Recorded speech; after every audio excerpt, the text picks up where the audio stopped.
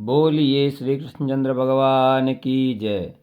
श्रीमद् भगवत गीता के 12वें अध्याय का महात्म्य। महादेव जी कहते हैं, पार्वती, दक्षिण दिशा में कोल्हापुर नाम का एक नगर है जो सब प्रकार के सुखों का आधार है, सिद्ध महात्माओं का निवास स्थान तथा सिद्धि प्राप्ति का क्षेत्र है। वह पराशक्ति भगवती लक्ष्मी का प्रधान पीठ है। संपूर्ण देवता उसका सेवन करते हैं। वह पुराण प्रसिद्ध तीर्थ भोग एवं मोक्ष प्रदान करने वाला है। वहाँ करोड़ों तीर्थ और शिवलिंग है। रुद्र गया भी वहीं है। वह विशाल नगर लोगों में बहुत विख्यात है।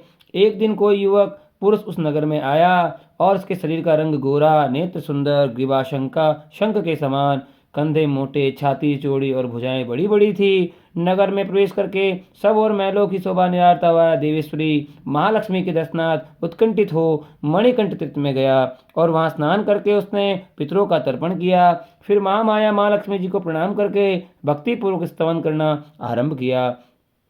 राजकुमार बोला, जिसके हृदय में असीम दया भरी हुई हो, जो समस्त कामनाओं को देती हो, अपने कटाक्ष मात्र से सारे जगत की सृष्टि पालन और संहार करती हो, उस जगन माता महालक्ष्मी जी की जय हो, जय हो, जय हो। जिस शक्ति के सहारे उसी के आदेश के अनुसार परमेष्ठी ब्रह्मा सृष्टि करते हैं, भगवान अच्युत जगत का पालन करते हैं और भगवान रुद्र अखिल विश्व का संहार करते हैं, उस सृष्टि पालन और संहार की शक्ति से संपन्न भगवती पराशक्ति का मैं भजन करता हूँ। कमले, योगी जन तुम्हारे चरण कमलों का चिंतन करते हैं। कमलालये, तुम अपनी स्वाभाविक सत्ता से ही हमारे समस्त इंद्रिय गोचर विषयों को जानती हो। तुम ही कल्पनाओं के समूह को तथा उसका संकल्प करने वाले मन को उत्पन्न करती हो। इच्छा शक्ति, ज्ञान शक्ति और क्रिया शक्ति, यह सब तुम्हारे ही रूप हैं। तुम परासंवित परम ज्ञान की रूपिणी हो। तुम्हारा सकल स्वरूप निर्मल, नित्य, निराकार, निरंजन, अंतरहित, आतंक शून्य, आलंबहीन तथा निरामय है। हे देवी, तुम्हारी महिमा का वर्णन करने में कौन समर्थ हो सकता है, जो षट चक्रों का भेदन करके अंतःकरण के 12 स्थानों में विहार करती है। अनाहत, ध्वनि, बिंदु, नाद और कला, ये जिसके स्वरूप है, उस माता महालक्ष्मी को मैं प्रणाम करता हूँ। माता, तुम अपने मुख रूपी पूर्ण चंद्रमा से प्रकट होने वाली अमृत राशि को बहाया करती हो। तुम ही परा, पश्यंती, मध्यमा और वेखरी नामक वाणी हो। मैं तुम्हें नमस्कार करता हूँ देवी।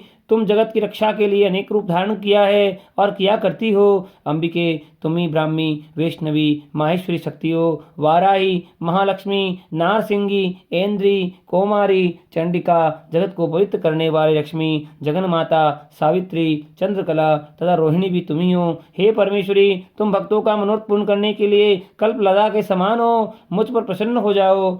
उसके इस प्रकार स्तुति करने पर भगवती महालक्ष्मी अपना साक्षात स्वरूप धारण करके बोली, राजकुमार, मैं तुमसे प्रसन्न हूँ, तुम कोई उत्तम वर मांगो। राजकुमार बोला, माँ, मेरे पिता राजा ब्रह्मदत्त अश्वमेघ नामक महान यज्ञ का अनुष्ठान कर रहे थे। वे देव योग से रोग ग्रसित होकर स्वर्गगामी हो गए। इसी बीच मैं यूप में बंधे हुए मेरे यज्ञ संबंधी घोड़े को, जो समूची पृथ्वी की परिक्रमा करके लौटा था, किसी ने रात्रि में बंधन काट कर कहीं अनंतर पहुंचा दिया है। उसकी खोज में मैंने कुछ लोगों को भेजा था, किंतु वे भी उसका पता न पाकर जब खाली हाथ लौट आए हैं, तब मैं ऋत्विजों से आज्ञा लेकर तुम्हारे शरण में आया हूँ। देवी, यदि तुम मुझ पर प्रसन्न हो तो मेरे यज्ञ का घोड़ा मुझे मिल जाए, जिससे यज्ञ पूर्ण हो सके, तभी मैं अपने पिता महाराज का ऋण उतार पाऊंगा। शरणागतों पर दया करने वाली जगत जननी लक्ष्मी माँ, जिससे मेरा यज्ञ पूर्ण हो, वह उपाय करो। भगवती लक्ष्मी ने कहा, राजकुमार, मेरे मंदिर के दरवाजे पर एक ब्राह्मण रहते हैं, जो लोगों में सिद्ध समाधि के नाम से विख्यात हैं। वे मेरी आज्ञा से तुम्हारे सब काम पूरा कर देंगे। महालक्ष्मी जी के इस प्रकार कहने पर राजकुमार उस स्थान पर आए जहाँ सिद्ध समाधि रहते थे। उनके चरणों में प्रणाम करके राजकुमार चुपचाप हाथ जोड़कर खड़े हो गए। तब ब्राह्मण ने कहा, तुम्हें माता जी ने यहाँ भेजा है। अच्छा देखो, अब मैं तुम्हारा सारा अभिष्ट कार्य सिद्ध करता हूँ। यों कहकर मंत्रवेता ब्राह्मण ने सब देवताओं को वहीं खींचा, वहीं बुलाया। राजकुमार ने देखा, उस समय सब देवता हाथ जोड़े थरथर कांपते हुए वहां उपस्थित हो गए। तब उन श्रेष्ठ ब्राह्मण ने समस्त देवताओं से कहा, देवगण, इस राजकुमार का अश्व जो यज्ञ के लिए निश्चित हो चुका था, रात में देवराज इंद्र ने चुरा कर अनंतर पहुंचा दिया है। उसे शीघ्र ले आओ। तब देवताओं ने मुनि के कहने पर यज्ञ का घोड़ा लाकर दे दिया।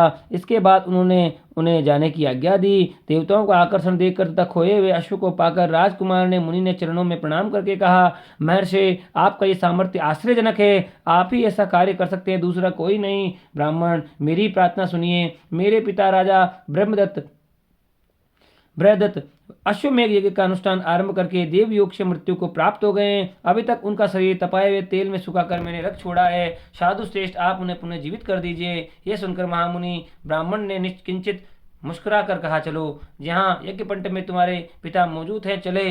तब सिद्ध समाधि ने राजकुमार के साथ वहां जाकर जल अभिमंत्रित किया और उसे शव के मस्तक पर रखा।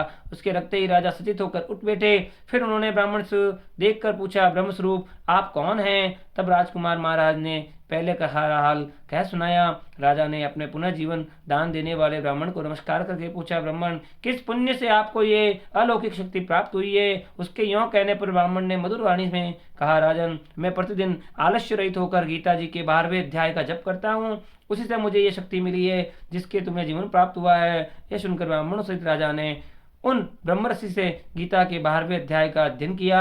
इसके महात्म्य से उन सब की सदगति हो गई। दूसरे दूसरे जीव भी उसके पाठ से परम मोक्ष को प्राप्त हो गए। बोलिए श्री कृष्णचंद्र भगवान की जय। जय जय जय जय।